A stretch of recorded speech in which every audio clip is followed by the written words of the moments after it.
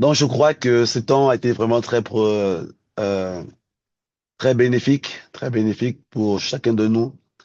Comme je le disais à plusieurs, déjà pour notre famille spirituelle, c'était toujours un temps important. J'aimerais redire ceci, c'est que nous ne jeûnons pas parce que c'est la nouvelle année. Hein, ce n'est pas parce que c'est la nouvelle année. Et ne vous dites pas que c'est le jeûne de la nouvelle année. C'est pas le jeûne de la nouvelle année. C'est un jeûne d'une saison, d'une phase particulière. Il est possible qu'une année, une année arrive, on dit qu'on ne jeûnera pas, que ça ne nous choque pas. Hein, ne soyez pas dans les habitudes. Je pense que j'ai beaucoup aimé comment l'apôtre Stéphane a pu le dire hier. Il ne faut pas rester, faut pas se familiariser avec la présence de Dieu. Et parfois, il est vrai que parfois, quand nous sommes habitués à les prophéties, à beaucoup de choses, et du coup, on pense que c'est normal. Hein, Dieu parle, bon, c'est normal. On a des visions, bah, c'est normal. Hein, le Seigneur Jésus apparaît quelque part ici, des anges se manifestent. On trouve que c'est normal. Non, ne nous familiarisons pas avec la présence de Dieu. Sachons honorer Dieu quand il se manifeste et sachons comprendre la manière dont le Seigneur est en train de nous amener aujourd'hui. Je bénis Dieu réellement pour les 5 semaines, pour chaque orateur qui est venu, qui a participé, qui a répondu à cette demande. Comme l'a dit Smita, les gens peuvent aller très loin.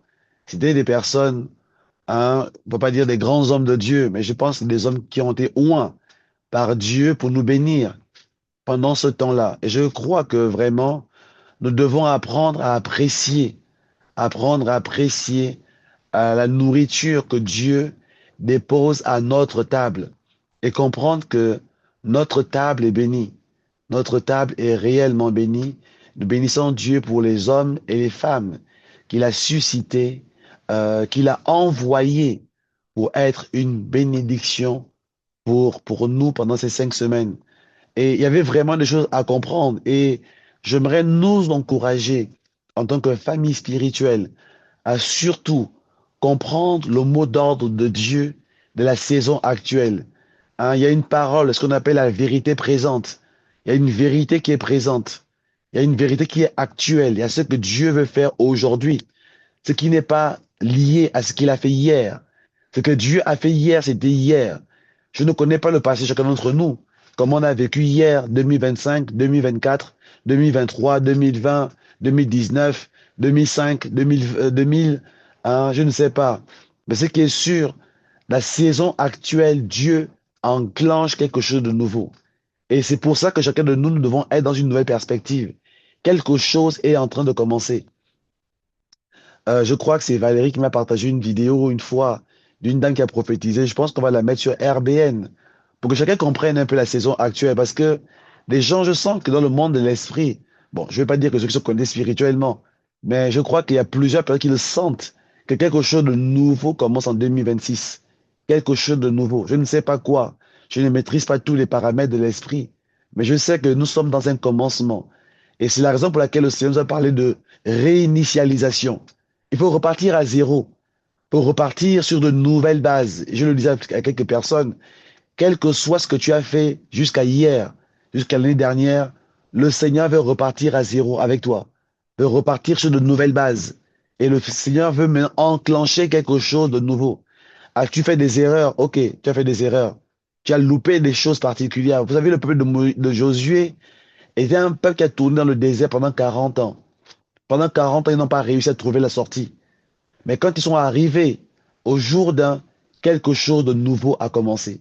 Quelque chose de nouveau a commencé. Parce que ils ont traversé la mer Rouge. Et après la mer Rouge, ils ont tourné en rond pendant 40 ans.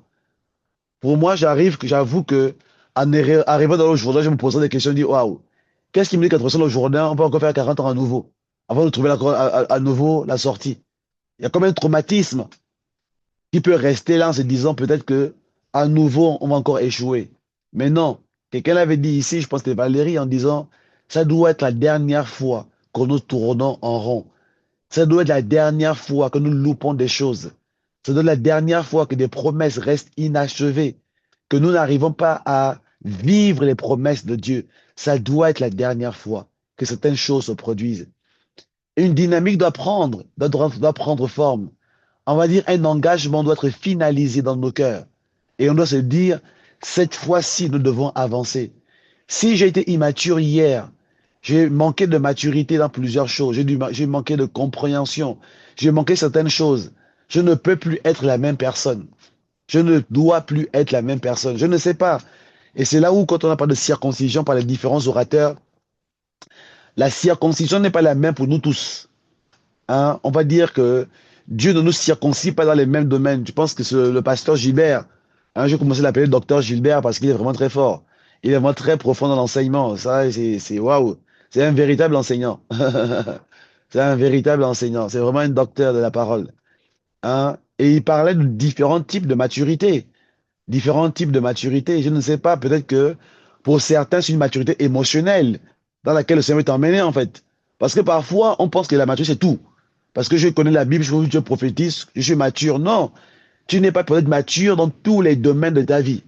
Et que quand le Seigneur t'appelle de maturité, parfois on ne comprend pas, dit Seigneur, mais je suis mature déjà. Regarde, je prophétise, je vois même les anges de temps en temps. Oui, tu vois des anges. Tu as vu Jésus 3 fois.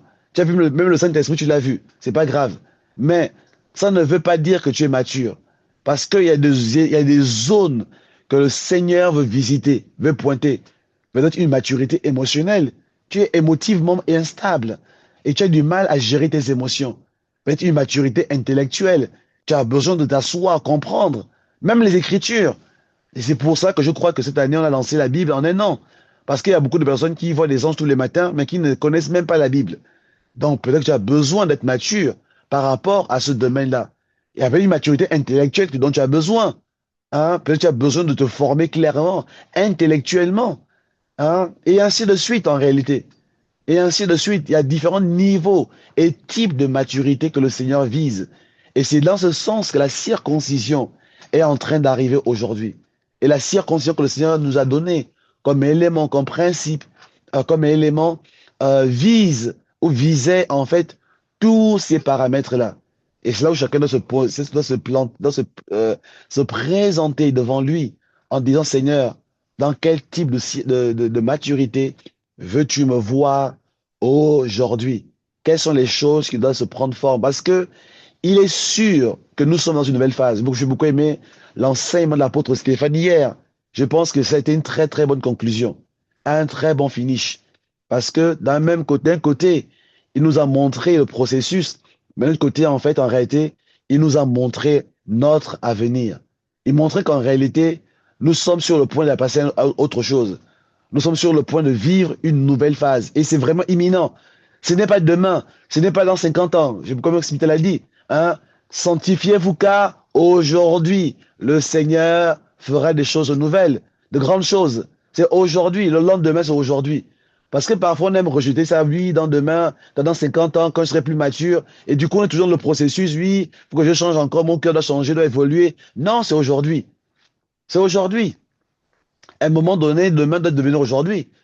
Hein? C'était demain quand on a commencé les 5 semaines de jeûne et prière. C'était demain. Le verset, c'est marqué demain. Quand on a commencé les 5 semaines de jeûne et prière. Maintenant qu'on a terminé, c'est maintenant aujourd'hui. C'est maintenant aujourd'hui. Hein? C'est aujourd'hui que le Seigneur veut faire de grandes choses. Donc c'est pour ça qu'on ne doit pas être dans comment ça? La proscratination, c'est ça? Hein, hein, Procrastination. comprenez, c'est le front. Voilà, ce mot-là. Hein? Ne renvoyons pas à demain. Hein? Parce que parfois, nous sommes lents dans le changement. Parfois, nous sommes lents dans les décisions. Parfois, nous prenons trop de temps. Hein? Parfois, nous pensons que c'est plus tard que Dieu va faire certaines choses. Parce qu'aujourd'hui, je ne suis pas encore prêt de changer. Je ne suis pas encore prêt d'évoluer. Non, c'est maintenant. Hein? Et l'apôtre Stéphane nous a montré hier. Et j'ai beaucoup aimé beaucoup de choses qu'il a pu dire. Parce que nous devons changer de phase. Et il est clair que tout le monde doit le comprendre. Chacun de nous devons le comprendre comme une vérité, une évidence. Les choses doivent aller d'une autre manière. On doit changer de cap. C'est-à-dire que la réalité dans laquelle je me trouve aujourd'hui ne doit plus être la même, même si les choses sont difficiles. Comme il le disait, hein, c'est vrai que quand on lit dans la Bible, parfois on est très indulgents, non, très méchants vis-à-vis des personnes qui sont des personnes de la Bible. Parfois franchement, on ne comprend pas. Attends, Moïse t'envoie espionner et tu arrives avec un rapport négatif. C'est quoi ces gens-là? N'importe quoi. Moi, à leur place, moi j'aurais dit, allons-y à Jéricho, on va tous les tuer, les géants. Ça, c'est ce que nous disons. Parce que c'est trop facile. On est très, très virulent dans les histoires d'autres personnes. On est très virulent. Quand on lit, on voit les gens dans la Bible qui ont été incrédules. Mais alors que ce que nous-mêmes nous faisons tous les jours, nous-mêmes nous le faisons tous les jours. Quand Dieu nous fixe des objectifs, on trouve que c'est difficile, que c'est impossible. On dit à Dieu, repasse dans 2 ans, repasse dans 5 ans, parce que là, je ne suis pas encore prêt. Je suis trop fragile, je suis trop ceci, trop cela. Seigneur, est-ce que c'est pas possible que les murets de Jéricho puissent diminuer un petit peu pour qu'on puisse passer facilement? Est-ce que c'est possible que les géants soient à taille humaine? Comme ça, on peut s'affronter tranquillement. Parce que, en réalité, voilà le type de prière que nous nous faisons. Combien de fois on prie pour que les épreuves diminuent? Combien de fois on a prié comme ça? Combien de fois on a prié pour que le Seigneur enlève devant nous les circonstances difficiles? Mais c'est ce que les enfants d'Israël ont vécu devant Jéricho. C'est ce qu'ils ont vécu. Ils ont vu les géants, ils ont dit waouh, waouh, waouh, waouh, waouh, waouh. C'est impossible. Là, Moïse, excuse-moi, c'est impossible. Nous étions à leurs yeux, comme l'apôtre Stéphane disait hier. En fait, c'était un rapport qui était vrai, qui était sincère. Les gars, ils sont arrivés devant les géants, ils ont dit, OK, le géant, il fait 15 mètres. Moi, je suis grand, hein, ici en Israël, je fais 1,98 m. Mais à ses yeux, j'étais comme une fourmi. Même si je suis 1,98 m, même si je fais 2,15 m, mais devant ce géant qui fait 15 mètres, j'étais comme une fourmi. Et ils ont dit à Moïse que, mais, quelle mauvaise idée de passer par là. Mais quelle mauvaise idée. Mais c'est impossible. À quel moment on a vu que les humains ont pu affronter des géants? Mais c'est qui a pu le dire? Pour la parenthèse ici, hein, pour ceux qui ne font pas l'école de Samuel, dans Genèse 6, on dit que ces géants, ils étaient fameux dans l'Antiquité. Ils étaient fameux. C'est que les géants, en réalité, étaient connus pour être des gens, des guerriers redoutables. Donc, quand les gens ils parlent ici, ils sont en train de mentir. Ils disent la vérité. Mais le problème, c'est que leur vérité est en train de contredire la vérité de Dieu. C'est la raison pour laquelle, face à nos épreuves ne doivent pas contredire la vérité de Dieu. Nos situations ne doivent pas contredire les promesses de Dieu. Si le Seigneur a dit que nous allons passer par là, on passera par là. Géant ou pas, Jéricho ou pas, Jéricho étant imprenable ou pas, nous passerons par là parce que nous devons posséder notre héritage. Ça, c'est la promesse de Dieu. Dieu n'a pas dit que ce sera facile, mais Dieu a promis qu'il sera avec nous. C'est la différence ici. Il n'a pas dit que ce sera facile. Il a dit qu'il sera avec nous. Et c'est le texte qu'on va lire ce soir. Et j'aimerais que ce soir, que chacun de nous soit rempli de force et de foi. Que nous soyons remplis de force et de foi dans nos processus individuels. Quelqu'un a pu le partager. Il y a un processus personnel dans lequel nous sommes de conquête. Il y a aussi un processus familial, hein, du mouvement dans lequel nous sommes aujourd'hui, de conquête, de notre héritage, des choses que le Seigneur a mis devant nous. La réalité aujourd'hui, c'est que nous ne devons pas regarder aux géants, mais nous devons regarder aux promesses de Dieu. Dieu n'a jamais nié l'existence des géants. Dieu n'a jamais nié leur existence. Le problème n'a jamais été que les géants n'existaient pas. Ça n'a jamais été le débat, en fait. Le débat, c'est que si Dieu est pour nous, qui sera contre nous? Voilà le débat ici, en fait. Et croire que Dieu ne peut pas terrasser les géants, j'aimerais dire c'est une insulte à la grandeur de Dieu. Faiblir devant les géants, c'est une insulte à la grandeur de notre Dieu. Et c'est la raison pour laquelle le Seigneur nous interpelle. La conquête ne veut pas dire qu'il n'y aura pas de difficultés. La conquête veut simplement dire que malgré les difficultés, à la fin, nous gagnerons. À la fin, nous allons conquérir notre héritage. Ça, c'est ce que Dieu est en train de nous dire ici. Et c'est la raison pour laquelle les différents hommes de Dieu qui sont passés nous ont encouragés par différents moyens à la préparation. Le pasteur Chris Campion a été très, très, très chirurgical dans son enseignement en nous encourageant sur l'importance de bien nous préparer. Parce que la bonne préparation amènera une bonne conquête. Et une mauvaise préparation amènera un mauvais résultat. Le problème n'est pas les épreuves, n'est pas les difficultés devant nous. Le problème, c'est notre préparation. Au lieu de regarder aux géants, regardons de quelle manière nous sommes en train de nous circoncire devant le Seigneur. Comment nous sommes en train de laisser Dieu agir à l'intérieur de nous. Voilà la véritable focalisation ici que nous devons avoir. Comment le Seigneur est en train de nous tailler. Comment nous sommes en train de laisser le Seigneur agir à l'intérieur de nos entrailles. Comment il est en train de nous repositionner. Voilà la véritable réflexion qui doit prendre forme en chacun d'entre nous. Donc c'est pour cela que j'aimerais simplement nous encourager à nous focaliser dans une nouvelle phase. Et dans cette nouvelle phase, j'aimerais lire un texte avec vous qui va devenir, on va dire, notre cri de guerre dans la conquête. Parce que nous ne voulons plus rester là et dire demain. Parce que parfois, quand on dit de se préparer, on reste dans la préparation, une préparation excessive.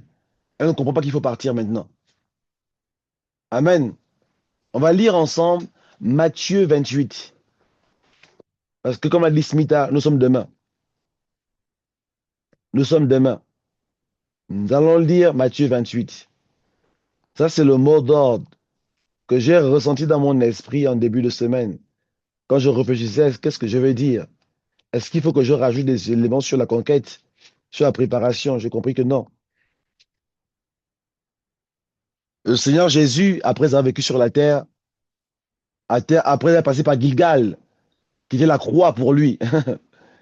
Hein, parce que le Seigneur Jésus est passé par Gilgal aussi. C'était la croix. On l'a crucifié. On l'a arraché la barbe. On l'a mis, qu'on appelle ça, la lance sur le côté. On l'a frappé. On a déchiré ses vêtements. On l'a humilié. On a mis sur lui une couronne d'épines. Comme le dirait un homme de Dieu que je me rappelle un petit peu, il disait, on a fait des recherches à l'époque sur la couronne d'épines du Seigneur Jésus. Apparemment, les épines étaient longues d'environ 10 cm. 10 cm, une bonne épine. Et on dit, on lui a enfoncé cette couronne sur la tête. Le Seigneur est passé par Gilgal. Il est passé par la circoncision. Il est passé par une épreuve terrible avant qu'une conquête claire ne soit lancée. Les choses par lesquelles nous passons, le Seigneur n'en est pas insensible, mais c'est le chemin vers la gloire, le chemin vers notre héritage. La Bible déclare que le Seigneur Jésus a appris l'obéissance par les choses qu'il a souffert. C'est pourquoi Dieu l'a souverainement élevé, lui donnant le nom qui est au-dessus de tous les noms. Tu veux être élevé, tu veux grandir, tu veux entrer dans l'héritage. Apprends l'obéissance par les choses par lesquelles tu vas souffrir. On apprend l'obéissance. Le Seigneur nous a montré le chemin. Le Seigneur nous a montré le chemin. Il a appris l'obéissance. Et c'est parce qu'il est passé par là qu'il a été souverainement élevé. Il a été souverainement élevé. Qu'il a obtenu le nom qui est au-dessus de tous les noms, au point qu'au nom de Jésus, tout genou fléchisse sur la terre et dans le ciel. Toute langue confesse qu'il est Seigneur. Ce nom, cette puissance de son nom, il ne l'a pas obtenu parce qu'il s'appelait Jésus. Il l'a obtenu par Gilgal, par sa circoncision, par le fait qu'il a appris l'obéissance, il a souffert, il a accepté le processus que son père avait tracé devant lui. Parce qu'il a accepté le processus, alors un trône lui a été réservé. J'aimerais dire à chacun d'entre nous dans le RBN, un trône t'a été réservé. Une couronne a été mise en place pour toi. Mais cette couronne et ce trône passent par Gilgal. Cette couronne et ce trône passent par Gilgal. Tu dois accepter ton processus. Tu dois accepter les choses, le chemin que Dieu a tracé devant toi. Et la certitude est là devant toi. Tu vas réussir à t'asseoir sur un trône. Tu vas réussir. Il y a un trône qui t'est réservé. Il y a un trône qui t'est réservé. Le Seigneur nous a montré cela. Et voilà que j'aimerais lire ce texte ici de Matthieu 28 qui nous laisse, après être passé par son Gilgal à lui, et il est donné de recommandations, après les moments de souffrance, après être passé par le Jourdain en esprit, passé par Gilgal en esprit, sa conquête de Jéricho, avec ce texte-là, en disant ceci. Matthieu 28, à partir du verset 18, je vais lire, on dit ceci. Non, je vais lire à partir du verset 16. On dit, les 11 disciples allèrent en Galilée, sur la montagne que Jésus leur avait désignée. Quand ils le virent, ils l'adorèrent. Mais quelques-uns eurent des doutes. 18. Jésus s'étant approché, leur parla ainsi. Tout pouvoir m'a été donné dans le ciel et sur la terre. Allez, faites de toutes les nations des disciples, les baptisant au nom du Père, du Fils et du Saint-Esprit, et enseignez-leur à observer tout ce que je vous ai prescrit. Et voici, je suis avec vous tous les jours, jusqu'à la fin du monde. Amen. Après Gilgal, le Seigneur nous envoie. Après Gilgal, ce n'est pas la préparation, elle est finie. Bien que nous continuions à garder Gilgal comme une position intérieure, où nous continuons à traiter notre cœur, nous continuons à nous sanctifier, nous continuons à nous purifier, nous continuons à faire des... En fait, la Gilgal est une posture qu'il faut garder. On doit continuer à mourir en nous-mêmes. On doit continuer à mourir en nous-mêmes, dans chaque situation, dans chaque niveau. Mais le Seigneur ne nous demande pas, en tant que mouvement, de rester là. Mais il nous demande d'aller. Tout comme à Jéricho, il fallait partir. Il fallait aller conquérir Canaan.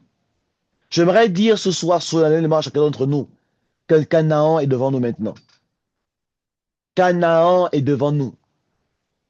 Ton Canaan est devant toi. Maintenant, vas-y.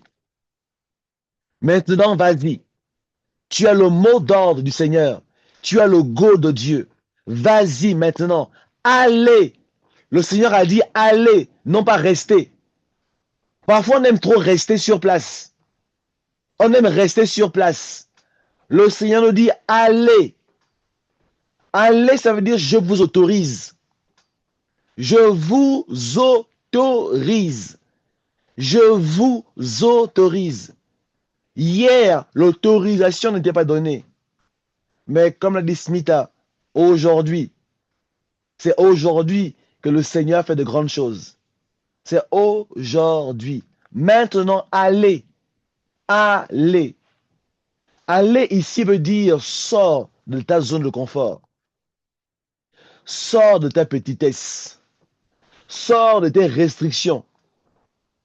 Aller ici veut dire prendre une direction. Parce que plusieurs d'entre nous, nous sommes sur place. Nous sommes comme bloqués. Nous sommes comme à un stade stationnaire. Nous sommes comme si en réalité on a du mal à avancer. On ne sait pas quelle direction prendre. On est comme tétanisé par notre avenir prophétique. Mais le Seigneur nous dit aujourd'hui de partir. En tant que mouvement, j'aimerais dire ce soir solennellement que nous devons nous lancer dans la conquête. Le Seigneur nous autorise à commencer à bâtir au-delà des limitations actuelles, à commencer à grandir dans nos communautés locales, que ce soit à Paris, à l'île Maurice, partout où nous nous trouvons, aux États-Unis, partout où nous sommes, dans les différentes nations de la terre. Le Seigneur nous envoie. Nous avons le go de Dieu.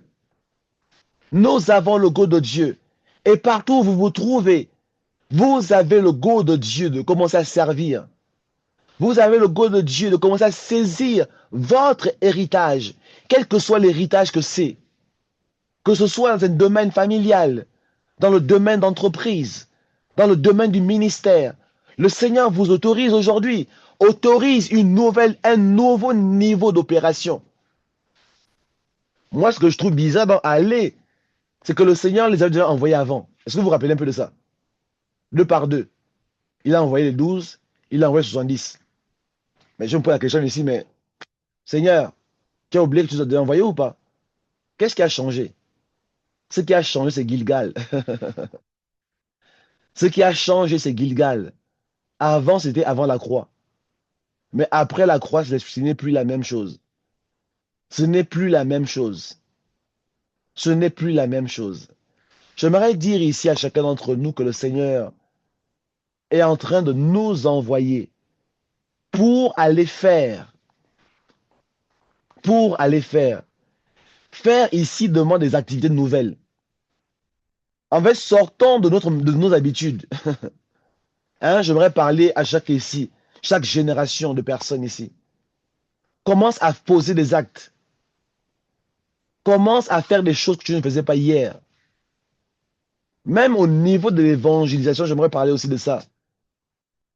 Commençons à gagner des âmes. Je pense que c'est Chris Campion qui en parlait lundi. Hein? Arrachons des griffes de l'ennemi plusieurs personnes. Parce que nous avons reçu le mandat de le faire. La conquête, c'est une conquête de territoire.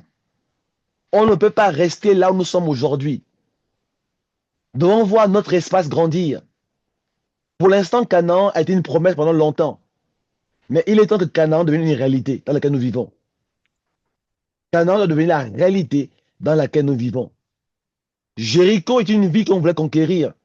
Mais demain, Jéricho doit devenir la ville dans laquelle nous habitons. Dans laquelle nous sommes passés. Bethel, Hébron doivent devenir des villes dans lesquelles nous habitons. Le temps est arrivé. Allez, faites des nations. Faites. Le Seigneur ici veut donner la force à chacun de nous.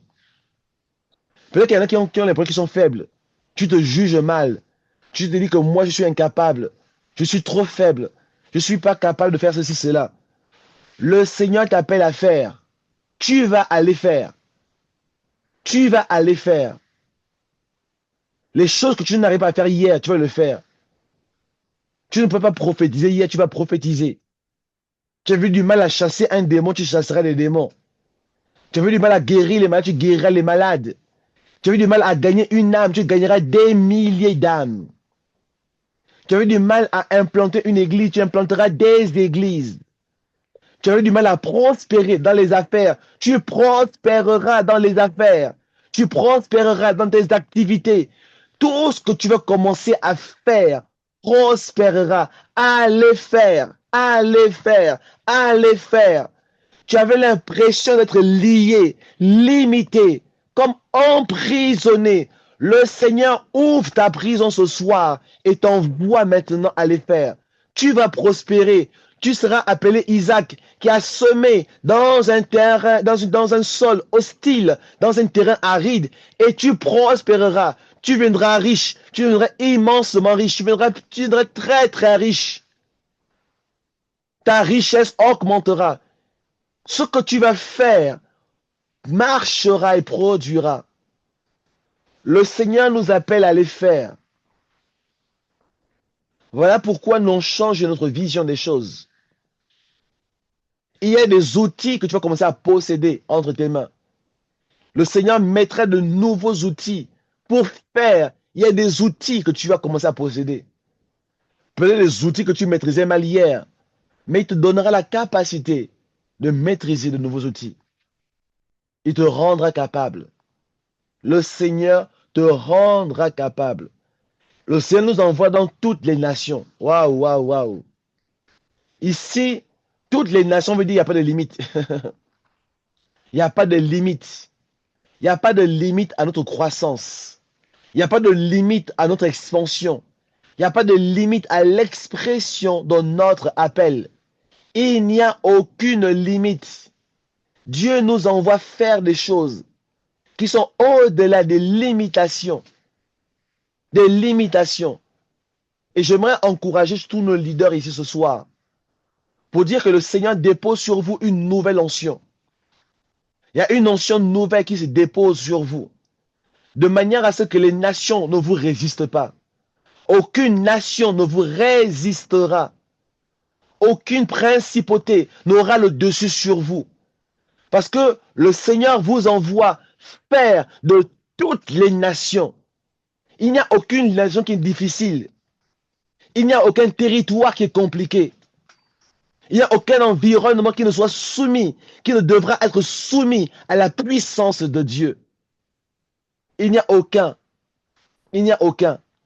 Alors toutes les nations, je dis toutes les nations, as-tu ressenti une limitation? As-tu ressenti une difficulté? As-tu eu l'impression que c'est trop dur ici? Le Seigneur te dit ce soir, toutes les nations, toutes les nations. Tu ne seras pas toujours confortable. Mais même quand c'est un terrain hostile, le Seigneur t'enverra dans cette nation pour faire. Tu feras dans cette nation-là. Tu feras dans cette nation. C'est dans cette nation-là justement que tu vas faire des choses. Là où c'est dur, c'est justement là que tu vas faire des choses. Là où c'est compliqué, c'est là où tu vas faire éclater la gloire de Dieu. Ne cherche pas la facilité. Cherche à accomplir les choses pour lesquelles Dieu t'a appelé. Nous sommes dans une saison où toutes les nations vont se soumettre à la puissance de Dieu. Nous sommes dans une nation où toutes les nations, où ces nations vont être sensibles au son de la trompette qui sortira de nous, qui sortira au son de notre trompette. Ces nations vont s'aligner à la puissance de Dieu.